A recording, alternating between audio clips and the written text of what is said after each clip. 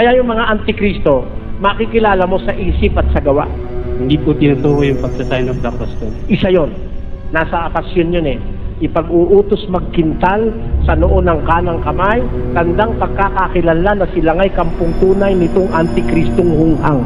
Yun ang nasa pasyon. Basahin natin na makakala na loloko ko eh. Ito po sabi sa pasyon. Ipag-uutos magkintal sa noo at kanang kamay, sukat pagkakakilanlan na sila nga'y kampung tunay nitong antikristong hunghang.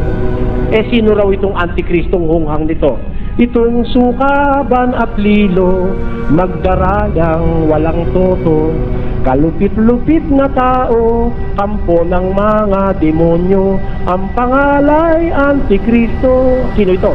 Ang kaniyang mga aral, mga ngaral pala ito eh, masasama at di katwiran, madlang ugali mahalay, ipagbabantog sa tanan, siya ang Kristiyanong tunay. Kung magbansag siya, siya ang Kristiyanong tunay, pero antikristo pala siya.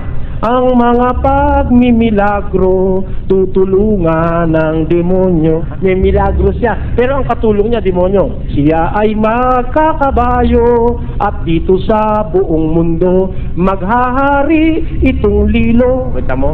Kaya makikilala mo ng antikristo eh. Sa buong mundo, naghahari siya. O, mag-isip kayo. Sinong mangangaral ang may corona? Hari eh. Gahari eh. Yun ang sagot. Yun ang antikristo. Yun sinasabi sa pasyon at sinasabi sa Biblia.